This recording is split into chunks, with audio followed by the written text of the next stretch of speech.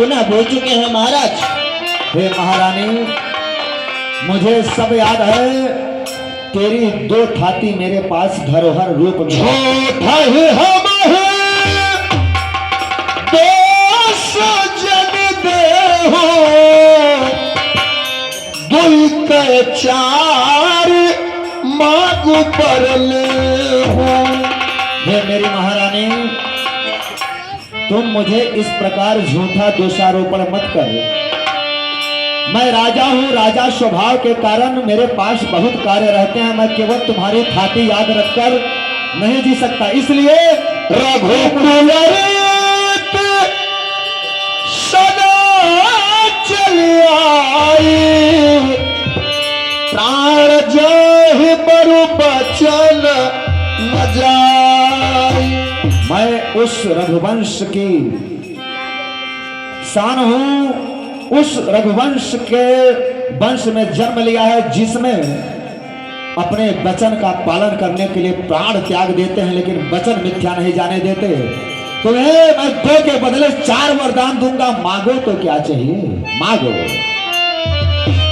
हे महाराज, हमें चार वरदान नहीं चाहिए, हमारे लिए तो हमारे दो ही वरदान पर्याप्त है महाराज।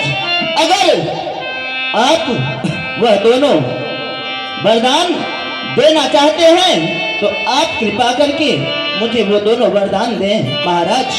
महारानी, मैं बार बार कह रहा हूं कि आपको जो चाहिए मांग लो।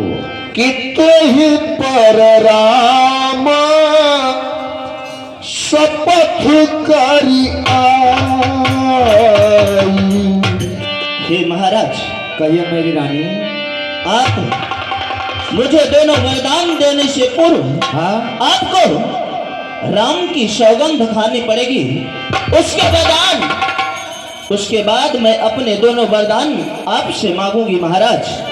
हे महारानी, मैं तुझे संपूर्ण राज खजाना देने को तैयार हूं। आज तुम्हारी इस बुद्धि को क्या हो गया जो मेरे राम की शपथ मुझे खिला रही है।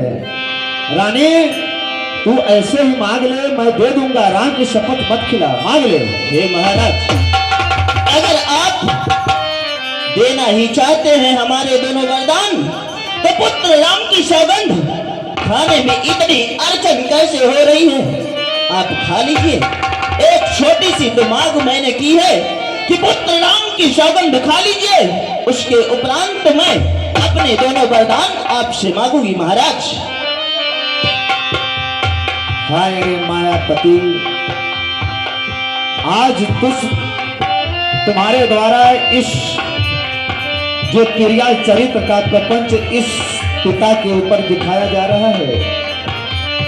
कई संसार में इस प्रकार से माता का रूप नहीं होता है। रानी, मेरा राम कल राजा बनेगा और मैं अपने राम की सबसे चहेती महतारी के लिए उसको प्रसन्न करने हेतु उसकी शपथ खाता हूं। क्या मुझे राम की सौगंध है, मैं तुम्हारे दोनों वचन मानूंगा, मानूंगा, मांग ले।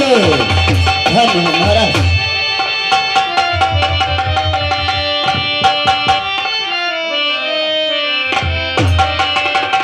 श्रीमान विजय